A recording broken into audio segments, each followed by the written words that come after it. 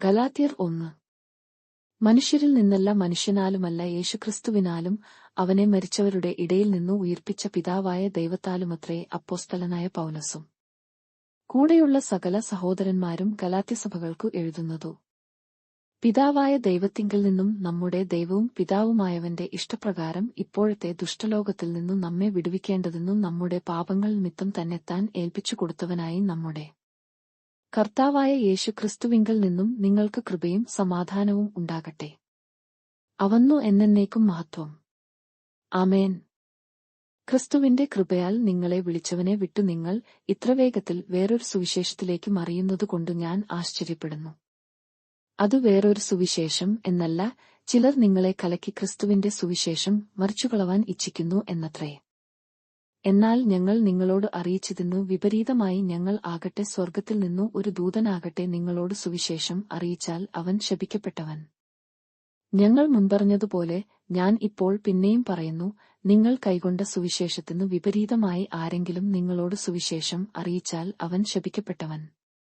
ഇപ്പോൾ ഞാൻ മനുഷ്യരെയോ ദൈവത്തെയോ സന്തോഷിപ്പിക്കുന്നതു അല്ല, ഞാൻ മനുഷ്യരെ പ്രസാദിപ്പിപ്പാൻ നോക്കുന്നുവോ? ഇന്നും ഞാൻ മനുഷ്യരെ പ്രസാദിപ്പിക്കുന്നു എങ്കിൽ ക്രിസ്തുവിന്റെ ദാസനായിരിക്കയില്ല. സഹോദരന്മാരെ, ഞാൻ അറിയിച്ച സുവിശേഷം മാനുഷമല്ല എന്ന് നിങ്ങളെ ഓർപ്പിക്കുന്നു. അതു ഞാൻ മനുഷ്യരോട് പ്രാപിച്ചിട്ടില്ല, പഠിച്ചിട്ടുമില്ല, യേശുക്രിസ്തുവിന്റെ വെളിപ്പാടിനാൽ അത്രേ പ്രാപിച്ചതു. യഹൂദമതത്തിലെ എന്റെ മുമ്പേത്തെ നടപ്പു നിങ്ങൾ കേട്ടിട്ടുണ്ടല്ലോ. ഞാൻ ദൈവത്തിന്റെ സഭയെ അത്യന്തം ഉപദ്രവിച്ചു മുടിക്കുകയും എന്റെ പിതൃപാരമ്പര്യത്തെക്കുറിച്ചു അത്യന്തം എരിവേറി എന്റെ സ്വജനത്തിൽ സംപ്രായക്കാരായ പലരെക്കാളും യഹൂദമതത്തിൽ അധികം മുതിരുകയും ചെയ്തു പോന്നു. എങ്കിലും എന്റെ ജനം മുതൽ എന്നെ വേർതിരിച്ചു തന്റെ കൃപയാൽ വിളിച്ചിരിക്കുന്ന ദൈവം തന്റെ പുത്രനെക്കുറിച്ചുള്ള സുവിശേഷം ഞാൻ ജാതികളുടെ ഇടയിൽ അറിയിക്കേണ്ടതെന്നു അവനെ എന്നിൽ വെളിപ്പെടുത്തുവാൻ പ്രസാദിച്ചപ്പോൾ ഞാൻ മാംസരക്തങ്ങളോട് ആലോചിക്കയോ? എനിക്ക് മുമ്പേ അപ്പോസ്തലന്മാരായവരുടെ അടുക്കൽ യെരൂശലേമിലേക്ക് പോകുകയോ ചെയ്യാതെ നേരെ അറബിയിലേക്ക് പോകുകയും ദമസ്കൊസിലേക്ക് മടങ്ങിപ്പോരുകയും ചെയ്തു. 3 ആണ്ട് കഴിഞ്ഞിട്ടു കേഫാവുമായി മുഖപരിചയമാകേണ്ടതെന്നു യെരൂശലേമിലേക്ക് പോയി 15 ദിവസം അവനോടുകൂടെ പാർത്തു.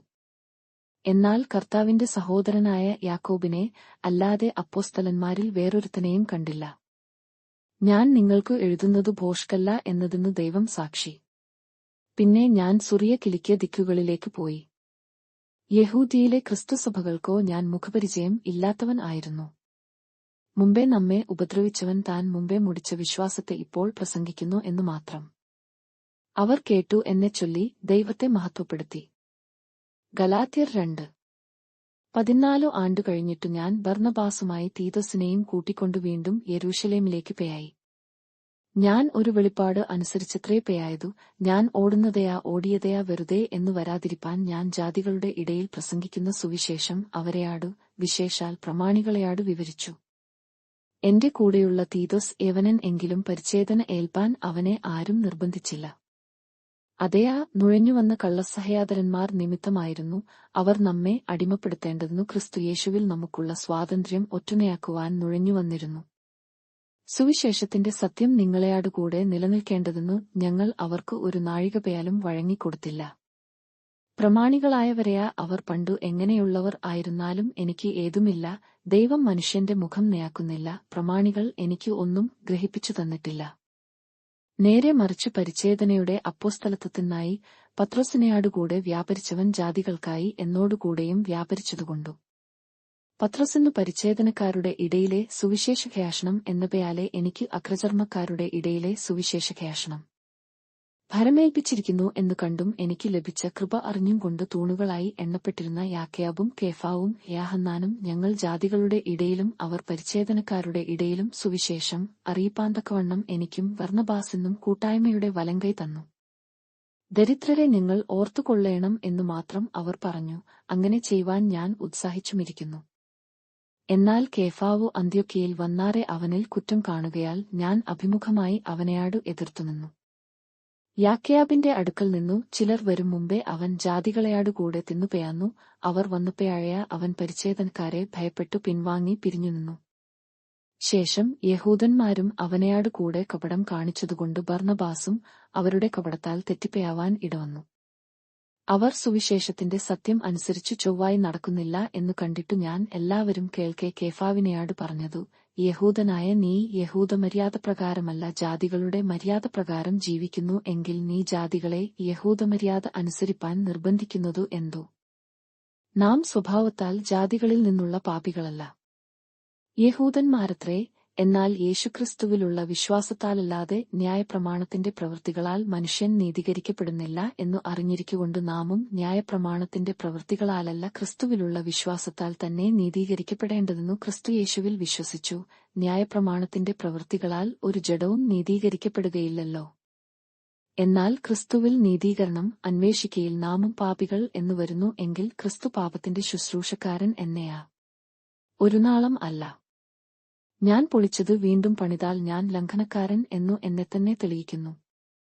ഞാൻ ദൈവത്തിനായി ജീവിക്കേണ്ടതെന്നു ന്യായപ്രമാണത്താൽ ന്യായപ്രമാണ സംബന്ധമായി മരിച്ചു. ഞാൻ ക്രിസ്തുവിനെയാടുകൂടെ ക്രൂശിക്കപ്പെട്ടിരിക്കുന്നു. ഇനി ജീവിക്കുന്നതു ഞാനല്ല, ക്രിസ്തുവത്രേ എന്നിൽ ജീവിക്കുന്നു. ഇപ്പയാൾ ഞാൻ ജഡത്തിൽ ജീവിക്കുന്നതയാ എന്നെ സ്നേഹിച്ചു എനിക്കു വേണ്ടി തന്നെത്താൻ ഏൽപ്പിച്ചുകൊടുത്ത ദൈവപുത്രങ്കലുള്ള വിശ്വാസത്താലത്രേ ജീവിക്കുന്നതു. ഞാൻ ദൈവത്തിന്റെ കൃപ വൃഥാവാക്കുന്നില്ല. ന്യായപ്രമാണത്താൽ നീതി വരുന്നു എങ്കിൽ ക്രിസ്തു മരിച്ചത് വെറുതെയല്ലോ. ഗലാത്യർ 3. ഹാ ബുദ്ധിയില്ലാത്ത ഗലാത്യരെ, യേശുക്രിസ്തു ക്രൂശിക്കപ്പെട്ടവനായി നിങ്ങളുടെ കണ്ണിനു മുമ്പിൽ വരച്ചു കിട്ടിയിരിക്കെ നിങ്ങളെ ക്ഷുദ്രം ചെയ്തു മയക്കിയതു ആർ? ഞാൻ ഇതൊന്നു മാത്രം നിങ്ങളെയാട് ഗ്രഹിപ്പാൻ ഇച്ഛിക്കുന്നു. നിങ്ങൾക്കു ആത്മാവ് ലഭിച്ചത് ന്യായപ്രമാണത്തിന്റെ പ്രവൃത്തിയാലെയാ, വിശ്വാസത്തിന്റെ പ്രസംഗം കേട്ടതിനാലെയാ? നിങ്ങൾ ഇത്ര ബുദ്ധികെട്ടവരെയാ? ആത്മാവുകൊണ്ടു ആരംഭിച്ചിട്ടു ഇപ്പയാൾ ജഡം കൊണ്ടേയാ സമാപിക്കുന്നതു. ഇത്ര എല്ലാം വെറുതെ അനുഭവിച്ചുവയാ? വെറുതെ അത്രേ എന്നു വരികിൽ. എന്നാൽ നിങ്ങൾക്കു ആത്മാവിനെ നൽകി നിങ്ങളുടെ ഇടയിൽ വീര്യപ്രവൃത്തികളെ ചെയ്യുന്നവൻ ന്യായപ്രമാണത്തിന്റെ പ്രവൃത്തിയാലെയാ, വിശ്വാസത്തിന്റെ പ്രസംഗത്താലെയാ അങ്ങനെ ചെയ്യുന്നതു? അബ്രാഹാം ദൈവത്തിൽ വിശ്വസിച്ചു, അതു അവന്നു നീതിയായി കണക്കിട്ടു എന്നുണ്ടല്ലോ. അതുകൊണ്ട് വിശ്വാസികൾ അത്രേ അബ്രാഹാമിന്റെ മക്കൾ എന്നു അറിവിൻ. എന്നാൽ ദൈവം വിശ്വാസം മൂലം ജാതികളെ നീതീകരിക്കുന്നു എന്നു തിരുവെഴുത്തു മുൻകണ്ടിട്ടു, നിന്നിൽ സകലജാതികളും അനുഗ്രഹിക്കപ്പെടും എന്നുള്ള സുവിശേഷം അബ്രാഹാമിനെയാട് മുമ്പുകൂട്ടി അറിയിച്ചു. അങ്ങനെ വിശ്വാസികൾ വിശ്വാസിയായ അബ്രാഹാമിനെയാടുകൂടെ അനുഗ്രഹിക്കപ്പെടുന്നു. എന്നാൽ ന്യായപ്രമാണത്തിന്റെ പ്രവൃത്തിയിൽ ആശ്രയിക്കുന്ന ഏവരും ശാപത്തിൻ കീഴാകുന്നു. ന്യായപ്രമാണ പുസ്തകത്തിൽ എഴുതിയിരിക്കുന്നതു ഒക്കെയും ചെയ്യുവാൻ തക്കവണ്ണം അതിൽ നിലനിൽക്കാത്തവൻ എല്ലാം ശപിക്കപ്പെട്ടവൻ എന്നു എഴുതിയിരിക്കുന്നുവല്ലോ. എന്നാൽ ന്യായപ്രമാണത്താൽ ആരും ദൈവസന്നിധിയിൽ നീതീകരിക്കപ്പെടുന്നില്ല എന്നതു സ്പഷ്ടം. നീതിമാൻ വിശ്വാസത്താൽ ജീവിക്കും എന്നല്ലോ ഉള്ളതു. ന്യായപ്രമാണത്തിന്റെയാ വിശ്വാസമല്ല ആധാരമായിരിക്കുന്നതു, അതു ചെയ്യുന്നവൻ അതിനാൽ ജീവിക്കും എന്നുണ്ടല്ലോ. മരത്തിന്മേൽ തൂങ്ങുന്നവൻ എല്ലാം ശപിക്കപ്പെട്ടവൻ എന്നു എഴുതിയിരിക്കുന്നതുപോയാലെ ക്രിസ്തു നമുക്കുവേണ്ടി ശാപമായി തീർന്നു. ന്യായപ്രമാണത്തിന്റെ ശാപത്തിൽ നിന്നും നമ്മെ വിലയ്ക്കു വാങ്ങി. അബ്രാഹാമിന്റെ അനുഗ്രഹം ക്രിസ്തുയേശുവിൽ ജാതികൾക്കു വരേണ്ടതെന്നു നാം ആത്മാവെന്ന വാഗ്ദത്ത വിഷയം വിശ്വാസത്താൽ പ്രാപിപ്പാൻ തന്നെ. സഹോദരന്മാരെ, ഞാൻ മനുഷ്യരുടെ ഇടയിൽ നടപ്പുള്ള ഒരു ദൃഷ്ടാന്തം പറയാം. ഒരു മനുഷ്യന്റെ നിയമം ആയാലും അതിന്നു ഉറപ്പുവന്ന ശേഷം ആരും ദുർബലമാക്കുകയാ അതിനെയാട് വല്ലതും കൂട്ടിക്കൽപ്പിക്കയാ ചെയ്യുന്നില്ല. എന്നാൽ അബ്രാഹാമിനും അവന്റെ സന്തതിക്കും വാഗ്ദത്തങ്ങൾ ലഭിച്ചു. സന്തതികൾക്കും എന്നു അനേകരെക്കുറിച്ചല്ല, നിന്റെ സന്തതിക്കും എന്നു ഏകനെക്കുറിച്ചത്രേ പറയുന്നതു, അതു ക്രിസ്തു തന്നെ. ഞാൻ പറയുന്നതിന്റെ താൽപര്യമേയാ, 430 ആണ്ടു കഴിഞ്ഞിട്ടു ഉണ്ടായ ന്യായപ്രമാണം വാഗ്ദത്തെ നീക്കുവാൻ തക്കവണ്ണം അതു ദൈവം മുമ്പ് ഉറപ്പാക്കിയ നിയമത്തെ ദുർബലമാക്കുന്നില്ല. അവകാശം ന്യായപ്രമാണത്താൽ എങ്കിൽ വാഗ്ദത്താലല്ല വരുന്നതു. അബ്രാഹാമിനെയാ ദൈവം അതിനെ വാഗ്ദത്തം മൂലം നൽകി. എന്നാൽ ന്യായപ്രമാണം എന്തിന്നു? വാഗ്ദത്തം ലഭിച്ച സന്തതിവരുവയാളം അതു ലംഘനങ്ങൾ നിമിത്തം കൂട്ടിച്ചേർത്തതും ദൂതന്മാർ മുഖാന്തരം മധ്യസ്ഥന്റെ കൈയിൽ ഏൽപ്പിച്ചതുമത്രേ. ഒരുത്തൻ മാത്രം എങ്കിൽ മധ്യസ്ഥൻ വേണ്ടിവരികയില്ല, ദൈവമേയാ ഒരുത്തൻ മാത്രം. എന്നാൽ ന്യായപ്രമാണം ദൈവവാഗ്ദത്തങ്ങൾക്കു വിരോധമേയാ. ഒരുനാളും അല്ല, ജീവിപ്പിപ്പാൻ കഴിയുന്നയാരു ന്യായപ്രമാണം നൽകിയിരുന്നു എങ്കിൽ ന്യായപ്രമാണം വാസ്തവമായി നീതിക്കു ആധാരമാകുമായിരുന്നു. എങ്കിലും വിശ്വസിക്കുന്നവർക്കു വാഗ്ദത്തം യേശുക്രിസ്തുവിലെ വിശ്വാസത്താൽ ലഭിക്കേണ്ടതെന്നു തിരുവെഴുത്തു എല്ലാവറ്റെയും പാപത്തിൻ കീഴടച്ചുകളഞ്ഞു. വിശ്വാസം വരും മുമ്പേ നമ്മെ വെളിപ്പെടുവാനിരുന്ന വിശ്വാസത്തിനായിക്കൊണ്ട് ന്യായപ്രമാണത്തിൻ കീഴ് അടച്ചു സൂക്ഷിച്ചിരുന്നു. അങ്ങനെ നാം വിശ്വാസത്താൽ നീതീകരിക്കപ്പെടേണ്ടതെന്ന് ന്യായപ്രമാണം ക്രിസ്തുവിന്റെ അടുക്കലേക്ക് നടത്തുവാൻ നമുക്ക് ശിശുപാലകനായി ഭവിച്ചു. വിശ്വാസം വന്ന ശേഷമേയാ നാം ഇനി ശിശുപാലകന്റെ കീഴിൽ അല്ല. ക്രിസ്തുയേശുവിലെ വിശ്വാസത്താൽ നിങ്ങൾ എല്ലാവരും ദൈവത്തിന്റെ മക്കൾ ആകുന്നു. ക്രിസ്തുവിനെയാട് ചേരുവാൻ സ്നാനം ഏറ്റിരിക്കുന്ന നിങ്ങൾ എല്ലാവരും ക്രിസ്തുവിനെ ധരിച്ചിരിക്കുന്നു. അതിൽ യഹൂദനും യവനനും എന്നില്ല, ദാസനും സ്വതന്ത്രനും എന്നില്ല, ആണും പെണ്ണും എന്നുമില്ല, നിങ്ങൾ എല്ലാവരും ക്രിസ്തുയേശുവിൽ ഒന്നത്രേ.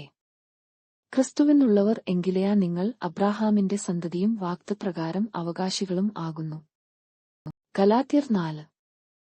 അവകാശി സർവ്വത്തിനും യജമാനൻ എങ്കിലും ശിശുവായിരിക്കുന്നിടത്തെയാളം ദാസനേക്കാൾ ഒട്ടും വിശേഷതയുള്ളവനല്ല. പിതാവ് നിശ്ചയിച്ച അവധിയെയാളം രക്ഷകന്മാർക്കും ഗൃഹവിചാരകന്മാർക്കും കീഴ്പ്പെട്ടവനത്രേ എന്ന് ഞാൻ പറയുന്നു. അതുപയാലെ നാമും ശിശുക്കൾ ആയിരുന്നപ്പയാൽ ലേയാഗത്തിന്റെ ആദി പാഠങ്ങളിൻ കീഴിൽ അടിമപ്പെട്ടിരുന്നു. എന്നാൽ കാലസമ്പൂർണത വന്നപ്പയാൽ ദൈവം തന്റെ പുത്രനെ സ്ത്രീയിൽ നിന്നു ജനിച്ചവനായി ന്യായപ്രമാണത്തിൻ കീഴ് ജനിച്ചവനായി നിയാഗിച്ചേച്ചതു. അവൻ ന്യായപ്രമാണത്തിൻ കീഴുള്ളവരെ വിലയ്ക്ക് വാങ്ങിട്ടു നാം പുത്രത്വം പ്രാപിക്കേണ്ടതെന്നു തന്നെ. നിങ്ങൾ മക്കൾ ആകകൊണ്ടു അബ്ബാ പിതാവേ എന്നു വിളിക്കുന്ന സ്വപുത്രന്റെ ആത്മാവിനെ ദൈവം നമ്മുടെ ഹൃദയങ്ങളിൽ അയച്ചു. അങ്ങനെ നീ ഇനി ദാസനല്ല പുത്രനത്രേ, പുത്രനെങ്കിലെയാ ദൈവഹിതത്താൽ അവകാശിയും ആകുന്നു. എന്നാൽ അന്നു നിങ്ങൾ ദൈവത്തെ അറിയാതെ സ്വഭാവത്താൽ ദൈവങ്ങളില്ലാത്തവർക്കു അടിമപ്പെട്ടിരുന്നു. ഇപ്പയാഴെ ദൈവത്തെ അറിഞ്ഞും വിശേഷാൽ ദൈവം നിങ്ങളെ അറിഞ്ഞുമിരിക്കെ നിങ്ങൾ പിന്നെയും ബലഹീനവും ദരിദ്രവുമായ ആദിപാഠങ്ങളിലേക്ക് തിരിഞ്ഞു അവയ്ക്കു പുതുതായി അടിമപ്പെടുവാൻ ഇച്ഛിക്കുന്നതു എങ്ങനെ? നിങ്ങൾ ദിവസങ്ങളും മാസങ്ങളും കാലങ്ങളും ആണ്ടുകളും പ്രമാണിക്കുന്നു. ഞാൻ നിങ്ങൾക്ക് വേണ്ടി അധ്വാനിച്ചത് വെറുതെയായി എന്നു ഞാൻ ഭയപ്പെടുന്നു. സഹോദരന്മാരെ, ഞാൻ നിങ്ങളെപ്പയാലെ ആകയാൽ നിങ്ങളും എന്നെപ്പയാലെ ആകുവാൻ ഞാൻ നിങ്ങളെയാടു അപേക്ഷിക്കുന്നു. നിങ്ങൾ എന്നെയാടു ഒരു അന്യായവും ചെയ്തിട്ടില്ല. ഞാൻ ശരീരത്തിലെ ബലഹീനതനിമിത്തം ഒന്നാമതു നിങ്ങളെയാട് സുവിശേഷം അറിയിപ്പാൻ സംഗതി വന്നു എന്നു നിങ്ങൾ അറിയുന്നുവല്ലോ. എന്റെ ശരീരസംബന്ധമായി നിങ്ങൾക്കുണ്ടായ പരീക്ഷനിമിത്തം നിങ്ങൾ നിന്ദയാ വെറുപ്പയാ കാണിക്കാതെ ദൈവദൂതനെപ്പയാലെ ക്രിസ്തുയേശുവിനെപ്പയാലെ എന്നെ കൈക്കൊള്ളുകയത്രേ ചെയ്തതു. നിങ്ങളുടെ ഭാഗ്യപ്രശംസ എവിടെ? കഴിയും എങ്കിൽ നിങ്ങളുടെ കണ്ണു ചൂന്നെടുത്തു എനിക്ക് തരുമായിരുന്നു എന്നതിന്നു ഞാൻ സാക്ഷി. അങ്ങനെയിരിക്കെ നിങ്ങളെയാട് സത്യം പറകൊണ്ട് ഞാൻ നിങ്ങൾക്ക് ശത്രുവായിപ്പയായ. അവർ നിങ്ങളെക്കുറിച്ചു എരിവു കാണിക്കുന്നതു ഗുണത്തിനായിട്ടല്ല, നിങ്ങളും അവരെക്കുറിച്ചു എരിവു കാണിക്കേണ്ടതെന്നു അവർ നിങ്ങളെ പുറത്തിട്ടു അടിച്ചുകളവാൻ ഇച്ഛിക്കയത്ര ചെയ്യുന്നതു. ഞാൻ നിങ്ങളെയാടുകൂടെ ഇരിക്കുമ്പയാൽ മാത്രമല്ല എല്ലായ്പ്പോഴും നല്ല കാര്യത്തിൽ എരിവു കാണിക്കുന്നതു നന്നു. ക്രിസ്തു നിങ്ങളിൽ ഉരുവാകുകയാളം ഞാൻ പിന്നെയും പ്രസവേദനപ്പെടുന്നവരായ എന്റെ കുഞ്ഞുങ്ങളെ. ഇന്നു നിങ്ങളുടെ അടുക്കൽ ഇരുന്നു എന്റെ ശബ്ദം മാറ്റുവാൻ കഴിഞ്ഞിരുന്നു എങ്കിൽ കൊള്ളായിരുന്നു. ഞാൻ നിങ്ങളെക്കുറിച്ചു വിഷമിക്കുന്നു. ന്യായപ്രമാണത്തിൻ കീഴിരിപ്പാൻ ഇച്ഛിക്കുന്നവരെ, നിങ്ങൾ ന്യായപ്രമാണം കേൾക്കുന്നില്ലയാ? എന്നെയാട് പറവിൻ. അബ്രാഹാമിന്നു 2 പുത്രന്മാർ ഉണ്ടായിരുന്നു, ഒരുവൻ ദാസി പ്രസവിച്ചവൻ, ഒരുവൻ സ്വതന്ത്ര പ്രസവിച്ചവൻ എന്നു എഴുതിയിരിക്കുന്നുവല്ലോ. ദാസിയുടെ മകൻ ജഡപ്രകാരവും സ്വതന്ത്രയുടെ മകനെയാ വാഗ്ദത്താലും ജനിച്ചിരുന്നു. ഇതു സാദൃശ്യമാകുന്നു. ഈ സ്ത്രീകൾ 2 നിയമങ്ങൾ അത്രേ. ഒന്ന് സീനായ് മലയിൽ നിന്നു ഉണ്ടായി അടിമകളെ പ്രസവിക്കുന്നു, അതു ഹാഗർ. ഹാഗർ എന്നതു അറബിദേശത്തു സീനായ് മലയെ കുറിക്കുന്നു. അതു ഇപ്പയാഴത്തെ യെരൂശലേമിനെയാടു ഒക്കുന്നു. അതു തന്റെ മക്കളെയാടുകൂടെ അടിമയിലല്ലോ ഇരിക്കുന്നതു. മീതെയുള്ള യെരൂശലേമയാ സ്വതന്ത്രയാകുന്നു. അവൾ തന്നെ നമ്മുടെ അമ്മ. പ്രസവിക്കാത്ത മച്ചിയെ ആനന്ദിക്ക, നെയാവു കിട്ടാത്തവളെ പൊട്ടി ആർക്കുക, ഏകാകിനിയുടെ മക്കൾ ഭർത്താവുള്ളവളുടെ മക്കളെക്കാൾ അധികം എന്നു എഴുതിയിരിക്കുന്നുവല്ലോ. നാമയാ സഹോദരന്മാരെ, യിസ്ഹാക്കിനെപ്പയാലെ വാഗ്ദത്താൽ ജനിച്ച മക്കൾ ആകുന്നു. എന്നാൽ അന്നു ജഡപ്രകാരം ജനിച്ചവൻ ആത്മപ്രകാരം ജനിച്ചവനെ ഉപദ്രവിച്ചതുപയാലെ ഇന്നു കാണുന്നു. തിരുവെഴുത്തയാ എന്തു പറയുന്നു? ദാസിയെയും മകനെയും പുറത്താക്കിക്കളക, ദാസിയുടെ മകൻ സ്വതന്ത്രയുടെ മകനെയാടുകൂടെ അവകാശിയാകയില്ല. അങ്ങനെ സഹോദരന്മാരെ, നാം ദാസിയുടെ മക്കളല്ല സ്വതന്ത്രയുടെ മക്കളത്രേ. ഗലാത്യർ 5. സ്വാതന്ത്ര്യത്തിനായിട്ടു ക്രിസ്തു നമ്മെ സ്വതന്ത്രരാക്കി, ആകയാൽ അതിൽ ഉറച്ചുനിൽപ്പിൻ, അടിമനുകത്തിൽ പിന്നെയും കുടുങ്ങിപ്പയാകരുതു. നിങ്ങൾ പരിച്ഛേദന ഏറ്റാൽ ക്രിസ്തുവിനെക്കൊണ്ടു നിങ്ങൾക്കു ഒരു പ്രയോജനവുമില്ല എന്നു പൗലോസായ ഞാൻ നിങ്ങളെയാടു പറയുന്നു. പരിച്ഛേദന ഏൽക്കുന്ന ഏതു മനുഷ്യനെയാടും അവൻ ന്യായപ്രമാണം മുഴുവനും നിവർത്തിപ്പാൻ കടംപെട്ടിരിക്കുന്നു എന്നു ഞാൻ പിന്നെയും സാക്ഷീകരിക്കുന്നു. ന്യായപ്രമാണത്താൽ നീതീകരിക്കപ്പെടുവാൻ ഇച്ഛിക്കുന്ന നിങ്ങൾ ക്രിസ്തുവിനെയാട് വേറുപെട്ടുപയായി, നിങ്ങൾ കൃപയിൽ നിന്നു വീണുപയായി. ഞങ്ങളെയ വിശ്വാസത്താൽ നീതി ലഭിക്കും എന്നുള്ള പ്രത്യാശാനിവൃത്തിയെ ആത്മാവിനാൽ കാത്തിരിക്കുന്നു. ക്രിസ്തുയേശുവിൽ പരിച്ഛേദനയല്ല അഗ്രചർമ്മവുമല്ല സ്നേഹത്താൽ വ്യാപരിക്കുന്ന വിശ്വാസമത്രേ കാര്യം. നിങ്ങൾ നന്നായി ഓടിയിരുന്നു, സത്യം അനുസരിക്കാതിരിപ്പാൻ നിങ്ങളെ ആർ തടുത്തു കളഞ്ഞു? ഇങ്ങനെ നിങ്ങളെ അനുസരിപ്പിച്ചത് നിങ്ങളെ വിളിച്ചവന്റെ പ്രവൃത്തിയല്ല. അസാരം പുളിമാവു പിണ്ടത്തെ മുഴുവനും പുളിപ്പിക്കുന്നു. നിങ്ങൾക്ക് ഭിന്നാഭിപ്രായമുണ്ടാകയില്ല എന്ന് ഞാൻ കർത്താവിൽ ഉറച്ചിരിക്കുന്നു. എന്നാൽ നിങ്ങളെ കലക്കുന്നവൻ ആരായാലും ശിക്ഷാവിധി ചുമക്കും. ഞാനേയാ സഹയാതരന്മാരെ, ഇപ്പയാഴും പരിച്ഛേദന പ്രസംഗിക്കുന്നു എന്നു വരികിൽ ഇനിയും ഉപദ്രവം സഹിക്കുന്നതു എന്തു? അങ്ങനെയെങ്കിൽ ക്രൂശിന്റെ ഇടർച്ച നീങ്ങിപ്പയായല്ലോ. നിങ്ങളെ കലഹിപ്പിക്കുന്നവർ അംഗച്ഛേദം ചെയ്തുകൊണ്ടാൽ കൊള്ളായിരുന്നു. സഹയാതരന്മാരെ, നിങ്ങൾ സ്വാതന്ത്ര്യത്തിനായി വിളിക്കപ്പെട്ടിരിക്കുന്നു. ഈ സ്വാതന്ത്ര്യം ജഡത്തിനു അവസരമാക്കുക മാത്രം ചെയ്യാതെ സ്നേഹത്താൽ അന്യോന്യം സേവിപ്പിൻ. കൂട്ടുകാരനെ നിന്നെപ്പയാലെ തന്നെ സ്നേഹിക്കണം എന്നുള്ള ഏകവാക്യത്തിൽ ന്യായപ്രമാണം മുഴുവനും അടങ്ങിയിരിക്കുന്നു. നിങ്ങൾ അന്യോന്യം കടിക്കുകയും തിന്നുകളയും ചെയ്താലയ ഒരുവനാൽ ഒരുവൻ ഒടുങ്ങിപ്പയാകാതിരിപ്പാൻ സൂക്ഷിച്ചുകൊള്ളുവിൻ. ആത്മാവിനെ അനുസരിച്ചു നടപ്പിൻ, എന്നാൽ നിങ്ങൾ ജഡത്തിന്റെ മേഹം നിവർത്തിക്കയില്ല എന്ന് ഞാൻ പറയുന്നു. ജഡാഭിലാഷം ആത്മാവിനും ആത്മാഭിലാഷം ജഡത്തിനും വിരയാധമായിരിക്കുന്നു. നിങ്ങൾ ഇച്ഛിക്കുന്നതു ചെയ്യാതവണ്ണം അവ തമ്മിൽ പ്രതികൂലമല്ലോ. ആത്മാവിനെ അനുസരിച്ചു നടക്കുന്നു എങ്കിൽ നിങ്ങൾ ന്യായപ്രമാണത്തിന് കീഴുള്ളവരല്ല. ജഡത്തിന്റെ പ്രവൃത്തികളെയ ദുർനടപ്പു, അശുദ്ധി, ദുഷ്കാമം, വിഗ്രഹാരാധന, ആഭിചാരം, പക, പിണക്കം, ജാരശങ്ക, ക്രയാധം, ശാഠ്യം, ദ്വന്ദ്വപക്ഷം, ഭിന്നത, അസൂയ, മദ്യപാനം, വെറിക്കൂത്തു മുതലായവ എന്നു വെളിവാകുന്നു. ഈ വക പ്രവർത്തിക്കുന്നവർ ദൈവരാജ്യം അവകാശമാക്കുകയില്ല എന്നു ഞാൻ മുമ്പേ പറഞ്ഞതുപയാലെ ഇപ്പയാഴും നിങ്ങളെയാട് മുൻകൂട്ടി പറയുന്നു. ആത്മാവിന്റെ ഫലമേയ സ്നേഹം, സന്തോഷം, സമാധാനം, ദീർഘക്ഷമ, ദയ, പര്യാപകാരം, വിശ്വസ്തത, സൗമ്യത, ഇന്ദ്രിയജയം. ഈ വകയ്ക്ക് വിരയാധമായി ഒരു ന്യായപ്രമാണവുമില്ല. ക്രിസ്തുയേശുവിനുള്ളവർ ജഡത്തെ അതിന്റെ രാഗമയാഹങ്ങളെയാടും കൂടെ ക്രൂശിച്ചിരിക്കുന്നു. ആത്മാവിനാൽ നാം ജീവിക്കുന്നു എങ്കിൽ ആത്മാവിനെ അനുസരിച്ചു നടക്കുകയും ചെയ്യുക. നാം അന്യോന്യം പേയാരെന്നു വിളിച്ചും അന്യോന്യം അസൂയപ്പെട്ടും കൊണ്ട് വൃഥാഭിമാനികൾ ആകരുതു. ഗലാത്യർ 6. സഹയാതരന്മാരെ, ഒരു മനുഷ്യൻ വല്ല തെറ്റിലും അകപ്പെട്ടുപോയായെങ്കിൽ ആത്മികരായ നിങ്ങൾ അങ്ങനെയുള്ളവനെ സൗമ്യതയുടെ ആത്മാവിൽ യഥാസ്ഥാനപ്പെടുത്തുവിൻ. നീയും പരീക്ഷയിൽ അകപ്പെടാതിരിപ്പാൻ സൂക്ഷിച്ചുകൊള്ളുക. തമ്മിൽ തമ്മിൽ ഭാരങ്ങളെ ചുമപ്പിൻ, ഇങ്ങനെ ക്രിസ്തുവിന്റെ ന്യായപ്രമാണം നിവർത്തിപ്പിൻ. താൻ അല്പനായിരിക്കെ മഹാൻ ആകുന്നു എന്ന് ഒരുത്തൻ നിരൂപിച്ചാൽ തന്നെത്താൻ വഞ്ചിക്കുന്നു. ഓരോരുത്തൻ താന്താന്റെ പ്രവൃത്തി ശയാതന ചെയ്യട്ടെ, എന്നാൽ അവൻ തന്റെ പ്രശംസ മറ്റൊരുത്തനെ കാണിക്കാതെ തന്നിൽ തന്നെ അടക്കിവെക്കും. ഓരോരുത്തൻ താന്താന്റെ ചുമട് ചുമക്കുമല്ലോ. വചനം പഠിക്കുന്നവൻ പഠിപ്പിക്കുന്നവന്നു എല്ലാനുമേലും ഓഹരി കൊടുക്കേണം. വഞ്ചനപ്പെടാതിരിപ്പിൻ, ദൈവത്തെ പരിഹസിച്ചുകൂടാ. മനുഷ്യൻ വിതയ്ക്കുന്നതു തന്നെ കൊയ്യും. ജഡത്തിൽ വിതയ്ക്കുന്നവൻ ജഡത്തിൽ നിന്നു നാശം കൊയ്യും, ആത്മാവിൽ വിതയ്ക്കുന്നവൻ ആത്മാവിൽ നിന്നു നിത്യജീവനെ കൊയ്യും. നന്മ ചെയ്കയിൽ നാം മടുത്തുപയാകരുതു, തളർന്നുപയാകാഞ്ഞാൽ തക്കസമയത്തു നാം കൊയ്യും.